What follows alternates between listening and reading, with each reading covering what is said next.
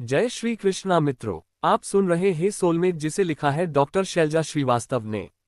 तो मित्रों, चैनल को लाइक कीजिए और सब्सक्राइब भी। अब आगे सोलमेट 52। ये कुशल जी क्या बोल रहे थे? तुम एकेडमी जाना पोस्टपोन कर रहे हो, ये जानते हुए भी कि ऑलरेडी डिले हो गया है और वहां से लगातार कॉल आ रहे हैं। त्रिपाठी जी ने खाना खाते समय कबीर को टोका।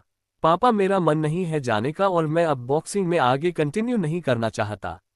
अबीर बोला।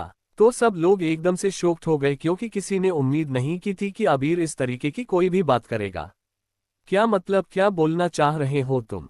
मतलब जिस चीज के लिए तुम सालों से लग रहे, सडनली तुम बोल रहे हो कि तुम्हारा अब मन नहीं है, तुम्हारा एकेडमी जाने का मन नहीं है, बॉक्सिंग में कंटिन्यू करने का मन नहीं है, फिर क्या करने का मन है तुम्हारा? त्रिपाठी जी भी एकदम से गुस्से से बोले, वही जो फैमिली वाले लोग करते हैं। मैंने स्टेट गवर्नमेंट में जॉब के लिए अप्लाई कर दिया है, खिलाड़ी कोटे से जॉब मिल जाएगी। और वैसे भी मैं नेशनल लेवल का प्लेयर हूं तो मेरी नौकरी पक्की है स्टेट गवर्नमेंट में। रेलवे में अगर मिल जाता है जॉब तो वहां ज्वाइन कर लूंगा और किसी और जगह पर मिलता है तो वहां ज्वाइन कर लूंगा।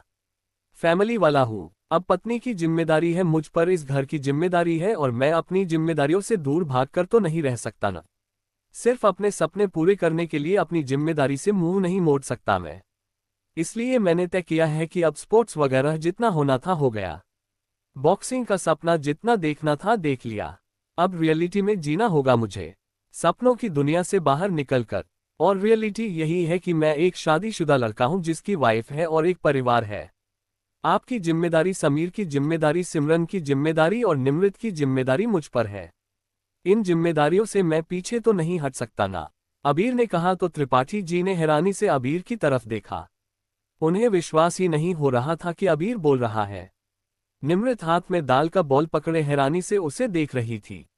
उसे समझ नहीं आ रहा था कि अबीर को अचानक से क्या हुआ है। निमृत, मुझे जरा छाछ बना दो, अबीर बोला तो निम्मी होश में आए और रसोई में चली गईं। लेकिन अबीर बेटा, इस घर की जिम्मेदारियां के लिए तो मैं हूं ना, मैं सबकी जिम्मेदारियां संभाल लूंगा।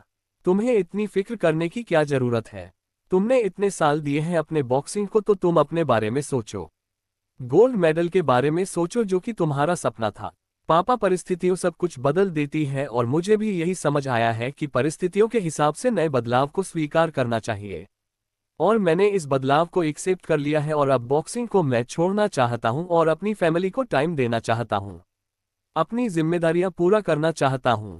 मुझे नहीं लगता कि आपको इसमें कोई आपत्ति होगी।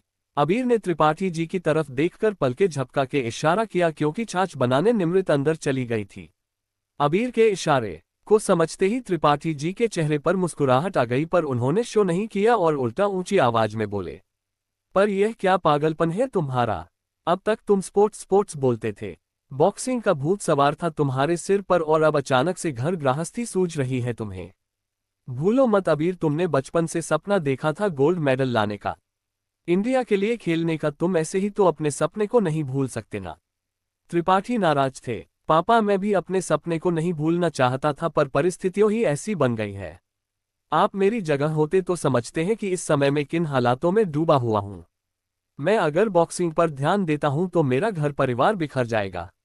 मैं निमृत के प्रति अपनी जिम्मेदारियां नहीं निभा पाऊंगा, इस परिवार के लिए अपनी जिम्मेदारियां नहीं निभा पाऊंगा। और वैसे भी इंसान का तो फर्ज है ना अपने परिवार का ख्याल रखना, फिर अपने सपने करिए क्या ही महत्व रखते हैं अपने परिवार के आगे, अपनी जिम्मेदारियां के आगे? अबीर ने कहा, इस घर में मेरी सुनता ही कौन है? जिसको जो समझ आए वह करे, मुझे भी अब कुछ बात नहीं करनी। तुम्हारा डिसीजन है, तुम जानो। और कुशल जी बोल रहे थे कि अगर 4 दिन के अंदर तुम नहीं गए तो शायद तुम्हें एकेडमी से निकाल दिया जाएगा, डिस्क्वालीफाई हो जाओगे तुम, क्योंकि तुम बार बार उनकी बात को रिजेक्ट कर रहे हो। त्रिपाठी जी ने कहा और फिर उठकर अपने कमरे में चले गए। हुआ क्या है आखिर आपको अचानक से? इस दिन के लिए आपने कितनी मेहनत की थी और अब अचानक से आप इस तरीके से सब कुछ कैसे छोड़ सकते हो भैया? समीर, जो खुद हैरान था, वह बोला, तुम नहीं समझोगे समीर, जिस दिन तुम्हारी शादी होगी उस दिन तुम्हें समझ में आ जाएगा कि मैं क्या कह रहा हूं और क्यों कह रहा हूं।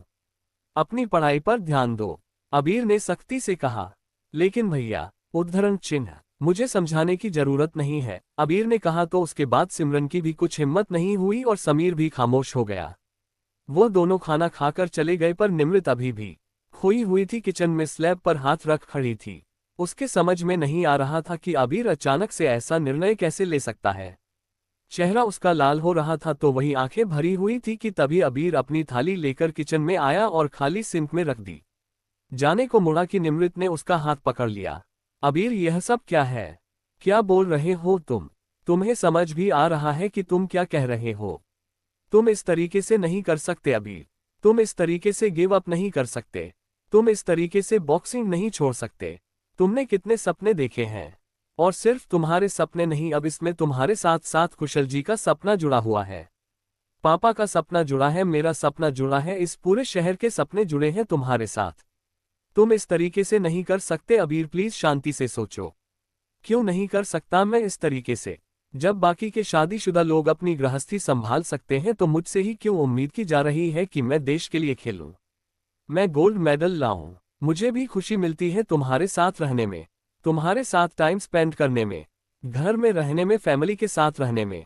मुझे क्यों मजबूर कर रही हो और जाने के लिए तुम सबसे दूर और इतनी मेहनत करने के लिए? अबीर झल्ला उठा। कैसी बातें कर रहे हो अबीर, तुम्हें मजबूर नहीं कर रहे हम। तुम्हारा सुकून है स्पोर्ट्स, तुम्हें खुशी मिलती है बॉक्सिंग से, तुम्हें सेटिस्फैक्शन मिलता है बॉक्सिंग से। तुम ये कॉम्प्रोमाइज कर रहे हो फैमिली के लिए, मेरे लिए, और मैं तुम्हें बिल्कुल भी नहीं करने दूंगी ऐसा। निम्मी सख्ती से बोली। तुम कर रही हो वह क्या है? तुम करो तो जिम्मेदारी, तुम करो तो फर्ज, और मैं करूं तो कॉम्प्रोमाइज, मैं करूं तो सेक्रीफाइस। ये कहाँ का लॉजिक हुआ निमृत? जो बात तुम्हारे लिए ठीक है वह बात मेरे लिए भी ठीक है ना? तुमने भी तो अपनी कंफर्ट जोन को चुना है, इस परिवार को चुना है, काम को चुना है, घर परिवार को चुना है। तो मैं अपनी कंफर्ट जोन क्यों नहीं चुन सकता? मुझे नहीं चुनना बॉक्सिंग, मुझे नहीं रहना तुम सबसे दूर। मुझे घर में रहना है, आराम से रहना है, सुकून से रहना है। नहीं करनी मुझे रोज प्रैक्टिस, नहीं करनी मुझे मेहनत, और नहीं खाना मुझे डाइट वाला खाना। मुझे नॉर्मल तरीके की लाइफ जीनी है, जैसे कि तुम जीती हो, जैसे कि पापा जीते हैं, और जैसे कि आजकल मोंटी जी रहा है, अपनी फैमिली के साथ, अपनी वाइफ के साथ। अबीर बोला तो निमृत की आंखें हैरानी से बड़ी हो गई। तुम्हारा दिमाग खराब हो गया है अबीर, ऐसी पागलपन की बातें कर रहे हो। तुम्हारा लक्ष्य ये सब नहीं है, तुम्हारा लक्ष्य गोल्ड मेडल है, तुम्हारा लक्ष्य देश के लिए खेलना है। तुम घर गृहस्थी में खुद को भूलने के लिए नहीं बने हो, तुम घर में रहने के लिए नहीं बने हो अबीर। और फिर एक बार गोल्ड मेडल आ जाए उसके बाद तुम रहना घर में, क्या ही इश्यू है? मैं कहाँ जा रही हूँ, मैं तो यही हूँ ना, हर पल तुम्हारे साथ। निमृत ने उसे समझाया। पर मुझे अब और कुछ नहीं सुनना। जब तुम मेहनत नहीं करना चाहती तो मुझे क्यों मजबूर कर रही हो? अबीर बोला तो निम्मी की आंखें बड़ी हो गईं। मुझसे मत जोड़ो खुद को, निम्मी ने कहा। मेरा सब तुमने जुड़ा है, मेरी जान, मेरी सोलमेट। और हाँ, तुमने कहा था ना, शादी वाला लहंगा उस दिन पहनोगी जिस दिन हम अपनी लाइफ की शुरुआत करेंगे, हम अपने अपने पति पत्नी के रिश्ते में आगे बढ़ेंगे। तो आज वह दिन आ गया है। अबीर ने उसके माथे को चूमकर कहा। नहीं अबीर, मुझे नहीं सुननी तुम्हारी बात। निम्मी गुस्से से बोली। वाइफ हो, मेरी हक है तुम पर, और तुम नहीं रोक सकती मुझे। और हाँ, मैं तुमसे रिक्वेस्ट नहीं कर रहा हूं, बल्कि कह रहा हूं कि मैं अब तुम्हें अपनी पत्नी के रूप में देखना चाहता हूं। तो मेरी पत्नी की तरह मेरे रूम में आ जाना, ठीक है ना? आई बात समझ? अबीर ने कहा और एक झटके से बाहर निकल गया। निमृत को समझ ही नहीं आया कि यह सब क्या है और क्यों है। उसका दिमाग पूरी तरीके से घूम गया था, उसे कुछ समझ नहीं आ रहा था, पर इतना तय था कि वह इस तरीके से अबीर को नहीं करने देगी। किचन का काम समेटकर वह अपने कमरे में जा बैठी, में पर दिमाग उलझा हुआ था। दीदी, यह अचानक से भैया को क्या हुआ?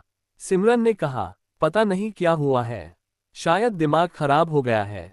पूरी तरीके से घर में है ना, इतने दिन से तो बस घर गृहस्थी का चस्का लग गया है, और अब मेहनत नहीं होनी है। निमृत ने नाराजगी से कहा। पर मुझे तो बात कुछ और ही लग रही है। सिमरन बोली। तुम्हें क्या लग रहा है? निमृत ने सवाल किया। मुझे लगता है कि उन्हें आपसे प्यार है और वह आपसे दूर नहीं जाना चाहते, आपके साथ लाइफ बिताना चाहते हैं, आपके साथ एक हैप्पी फैमिली लाइफ एंजॉय करना चाहते हैं। स्पोर्ट्स से उनका मन उचट गया है और फैमिली में उनका मन लग गया है। सिमरन ने कहा। तुम अपनी पढ़ाई करो, ज्यादा मत सोचो, अबीर का मैं देख लूंगी, निमृत बोली और उसके बाद आंखें बंद कर ली।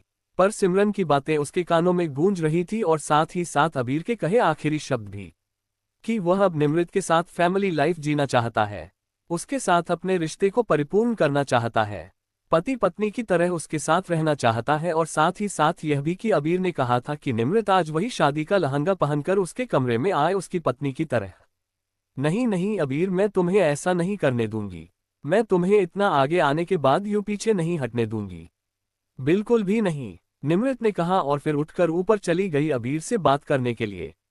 रूम में पहुंची तो आंखें हैरानी से बड़ी हो गई। पूरा रूम खूबसूरती से डेकोरेट किया हुआ था अबीर ने।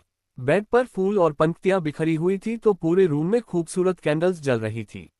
निमृत की आंखें बड़ी हो गई। अबीर रूम फ्रेशनर रूम में डाल रहा था कि तभी निमृत के कदमों की आहट हुई और अबीर ने पलट कर देखा। तुम ऐसे ही आ गईं? कहा था ना, आज हमारी वेडिंग नाइट है, हमारी सुहागरात है, तो तुम्हें अच्छे से तैयार होकर आना चाहिए था निमृत। मैंने कहा था ना तुमसे, अबीर उसके पास आते हुए बोला। यह क्या पागलपन है अबीर, प्लीज बंद करो ये सब। मुझे मेरा दिमाग खराब हो रहा है और मैं ना अभी कुछ कर बैठूंगी फिर तुम्हें बुरा लगेगा। निमृत ने कहा, क्या कर बैठोगी? जो करना है कर सकती हो, तुम्हारा पति हूं, तुम्हारा अधिकार है। मैंने कब मना किया तुम्हें कुछ भी करने के लिए? छू सकती हो, किस कर सकती हो, मुझे प्यार कर सकती हो। अबीर ने उसकी कमर में अपना हाथ लपेट उसे अपने करीब किया। अबीर स्टॉप इट, क्या कर रहे हो? निमृत बोली। रोमांस, प्यार, मोहब्बत, बोला था ना कि आज से हम अपनी लाइफ की नई शुरुआत कर रहे हैं। अबीर ने कहा, पर तुमने कहा था कि जब तुम गोल्ड मेडल ले आओगे, जब तुम अपना एक नाम बना लोगे, कुशल जी के नाम पर लगा धब्बा दूर कर दोगे, उसके बाद हम पति पत्नी की तरह लाइफ में आगे बढ़ेंगे। तब तक हम। निमृत अभी बोल ही रही थी कि अबीर ने उसके होठों पर अपनी उंगली रख दी और उसके कंधे पर होंठ रख उसे किस करने लगा। अबीर प्लीज सुनो मेरी बात, निमृत ने उसे दूर करते हुए कहा। तुम सुनो मेरी बात, क्यों मना कर रही हो? मुझे तुम्हें प्यार करना है। हाँ ठीक है, तुम नहीं आई दुल्हन की तरह, कोई बात नहीं।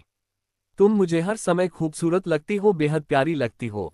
दिल करता है बस तुम्हारे प्यार में डूबा रहूं और कुछ नहीं करना मुझे। अबीर वापस से उसकी तरफ झुका तो निमृत ने उसे धक्का दे दिया। तुम्हारा दिमाग खराब हो गया है, तुम इस तरीके से नहीं कर सकते प्लीज। अबीर तुम्हें क्या हो गया है?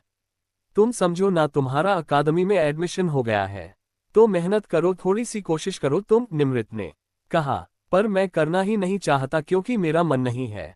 अबीर ने कहा, और क्यों नहीं है तुम्हारा मन? 10 दिन पहले तुम पूरी तरीके से तैयार थे, अचानक से तुम्हारे मन को क्या हो गया?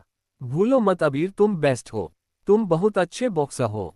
निमृत ने कहा, अच्छा बॉक्सर हूं, पर मैं अब परिवार वाला हो गया हूं, शादीशुदा हूं, और अब मेरी प्राथमिकता बॉक्सिंग नहीं फैमिली है। मेरा परिवार, मेरे पापा, मेरे भाई, मेरी बहन और तुम हो। फिर तुम क्यों रोक रही हो मुझे? अपनी जिम्मेदारियों से मैं मुंह नहीं मोड़ सकता। अबीर ने उसके कंधे थाम के कहा, जिम्मेदारियां तो वैसे भी पूरी की जा सकती है अबीर, हम कुछ और इंतजाम कर लेंगे। यहां मैं सब संभाल लूंगी, पर तुम अपने स्पोर्ट से कॉम्प्रोमाइज क्यों कर रहे हो? निमृत बोली, क्योंकि मेरी मर्जी, मुझे नहीं करना बॉक्सिंग, नहीं जाना मुझे एकेडमी, समझी तुम? अब तुम्हारा मन है तो मेरे पास रुको, वरना जा सकती हो। पूरा मूड और स्पॉइल कर दिया तुमने, अबीर ने नाराजगी से कहा। तो निमृत ने भरी आंखों से उसे देखा।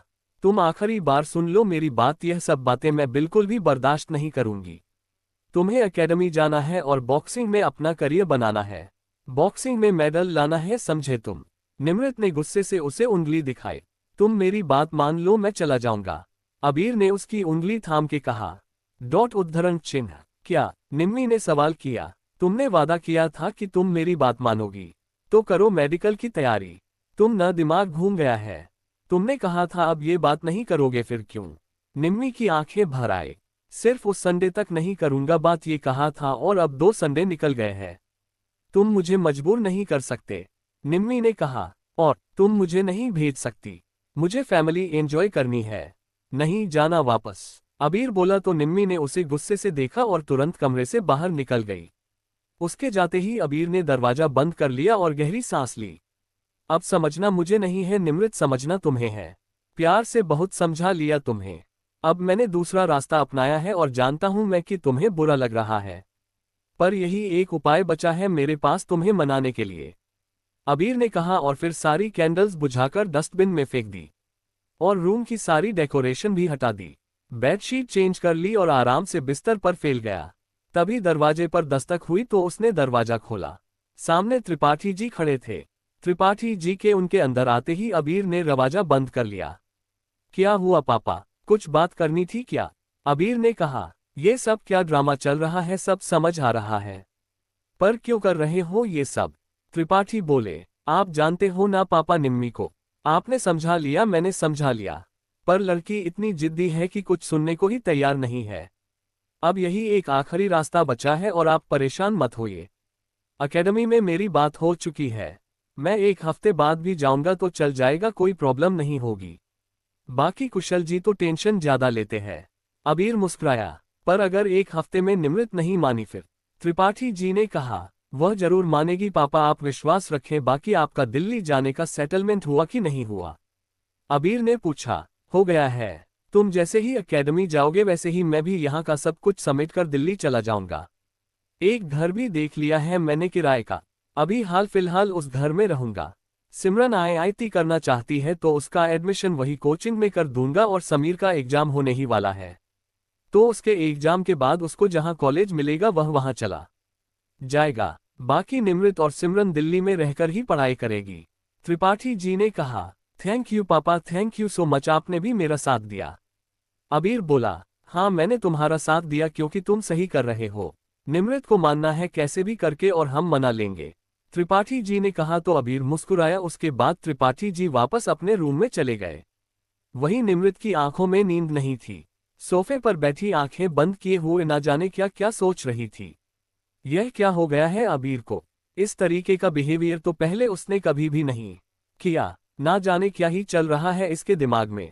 इतनी आसानी से नहीं मानूंगी मैं, इसे समझा भी दूंगी मैं। मेरे लिए अब पॉसिबल नहीं, पर अबीर के लिए रास्ते खुले हैं, निमृत ने कहा। और फिर अबीर के बारे में सोचते सोचते उसकी आंख लग गई। अगले 2 दिन दोनों के ऐसे ही बीते।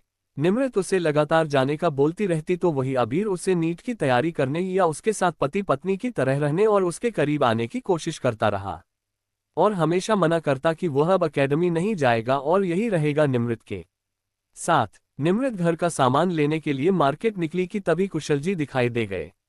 उन्हें देखते ही निमृत ने उन्हें नमस्ते किया। और कैसा चल रहा है? अबीर तो पिछले 10-12 दिन से एकेडमी आया ही नहीं प्रैक्टिस करने। उसे इस समय प्रैक्टिस करनी चाहिए थी, वरना जब नेशनल एकेडमी में जाएगा तो वहां उससे प्रॉब्लम होगी। कुशल जी बोले। मुझे तो कुछ समझ नहीं आ रहा, मैं क्या करूं कोच सर? आप खुद ही उससे बात कीजिए, निमृत ने कहा। उद्धरण चिन्ह। आओ, तुमसे बात करनी है, कुशल जी ने कहा। तो निमृत उनके पीछे पीछे चल दी। कुशल जी उसे लेकर अपनी एकेडमी आए और ऑफिस में आकर उसे सामने वाली चेयर पर बैठने का इशारा किया। निमृत सामने बैठ गईं। देखो निमृत, मुझे गलत मत समझना, मेरा इंटेंशन तुम्हें हर्ट करने का नहीं है, पर यही कारण था जो मैं चाहता था कि अबीर की शादी ना हो अभी, क्योंकि घर परिवार में उलझकर अच्छे अच्छे लोगों को मैंने अपने लक्ष्य से भटकते हुए देखा है, और यही मैं आज अबीर के साथ देख रहा हूं, कुशल जी ने कहा। तो निमृत ने एक नज़र उन्हें देखा और फिर से नज़र झुका ली। मैंने किसी को किसी बंधन में बांधने के लिए यह नियम नहीं बनाया था। मैं जानता था कि यह अबीर और अबीर के जैसे कुछ खिलाड़ी जो कि देश के लिए अच्छा कर सकते हैं, वह अक्सर प्यार मोहब्बत परिवार में फंसकर अपने अपने स्पोर्ट्स को साइड में रख देते हैं। इसीलिए मैंने अबीर से हमेशा कहा था कि जब तक गोल्ड मेडल नहीं जीत लाता तब तक लड़कियों से दूर रहे, शादी ना करें। पर परिस्थितियों ऐसी बनी कि तुम दोनों का विवाह हुआ, तुम दोनों की शादी हो गई, और उसी दिन मुझे लगा था कि अब अबीर कुछ नहीं कर पाएगा। पर फिर भी अबीर ने मुझे उम्मीद दी और कहा कि सब कुछ ठीक हो जाएगा, उसका तुमसे कोई लेना देना नहीं है, तुमसे दूर रहता है वह, पति पत्नी जैसा कोई रिश्ता नहीं है तुम्हारे बीच। पर आज अबीर के बिहेवियर से मुझे क्लियर हो गया है कि अब वह एकेडमी नहीं जाएगा और उसका बॉक्सिंग का करियर यहीं खत्म हो जाएगा। बॉक्सिंग जो कि उसका जुनून था, उसका सपना था, वह बहुत पीछे छूट चुका है, क्योंकि अब उसकी लाइफ में तुम हो, उसका परिवार है। कुशल जी बोले। तो निम्मी ने उनकी तरफ देखा। आप ऐसा क्यों सोच रहे हैं सर? मैं बात कर रही हूँ, उसे समझा रही हूँ, पापा भी कोशिश कर रहे हैं, वह चला जाएगा, निम्मी बोली। पर जीत नहीं पाएगा, क्योंकि फिजिकल किसी का जाना यूजलेस है जब तक आदमी मेंटली प्रिपेयर नहीं हो। जब तक दिल न हो तब तक उसका कुछ भी करना फ्रूटफुल नहीं होता है, और अबीर मेंटली प्रिपेयर नहीं है। मिला था मुझे आज सुबह और उसने क्लियर कट मुझसे कह दिया कि मैं अब परेशान ना हूं और ना ही उस पर प्रेशर डालूं, क्योंकि वह एकेडमी नहीं जाना चाहता। वह अब तुम्हारे साथ अपने परिवार के साथ रहना चाहता है, घर गृहस्थी संभालना चाहता है, अपनी जिम्मेदारियां संभालना चाहता है। कुछ कंप्रोमाइज तुमने किया है शायद, तो अब वो तुम्हारे लिए जीना चाहता है। कुशल जी ने गहरी सांस लेकर कहा।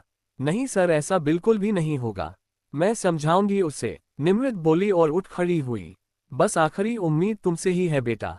मैं बस तुमसे इतना ही कहना चाहता हूं कि यह सिर्फ मेरा सपना और मेरी ख्वाहिश नहीं, अबीर का भी सपना था। तुमने क्या समझौता किया मुझे नहीं पता, पर अगर संभव हो तो उसे अपने समझौते के बोझ से आज़ाद कर दो। जो वो चाहता है मान जाओ और अब मेरा स्टूडेंट मुझे वापस लौटा दो। सिर्फ 1 साल के लिए वापस लौटा दो, उसके बाद अबीर सिर्फ और सिर्फ तुम्हारा होगा और उस पर बिल्कुल भी अधिकार नहीं रखूंगा मैं। मैंने बहुत मेहनत की है अबीर पर, और अबीर ने अपनी बॉक्सिंग पर। इस तरीके से सब कुछ बीच में खत्म करना नहीं तो मैं बर्दाश्त कर पाऊंगा, और ना ही शायद अबीर। कुछ महीनों बाद या कुछ सालों बाद अबीर को भी अपनी गलती का एहसास होगा, और तब पछताने के अलावा उसके पास कुछ भी नहीं रहेगा। कुशल जी ने कहा, मेरा उसमें कोई रोल नहीं सर। निम्मी बोली, पता नहीं, पर अबीर बोला कि तुमने उसके और उसके परिवार के लिए अपना सपना भुला दिया और अब वो तुम्हारे लिए खुद को भुला देगा, कुशल जी बोले। निमृत ने उसके बाद बात कोई जवाब नहीं दिया और सीधे घर निकल गई।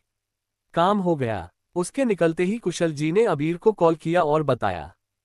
Thanks coach sir. अबीर भावुक हो गया। तुम मेरे बेटे जैसे हो, तुम्हारे लिए कुछ भी। कुशल जी मुस्कुराते हुए बोले और फिर अपने स्टूडेंट को देखने चले गए। बाकी का जानने के लिए सुनते रहिए सोलमेट, जिसे लिखा है डॉक्टर शैलजा श्रीवास्तव ने। तो मित्रों, अगला पार्ट बहुत जल्द। बाकी कहानी को लाइक करना और चैनल को सब्सक्राइब करना ना भूले।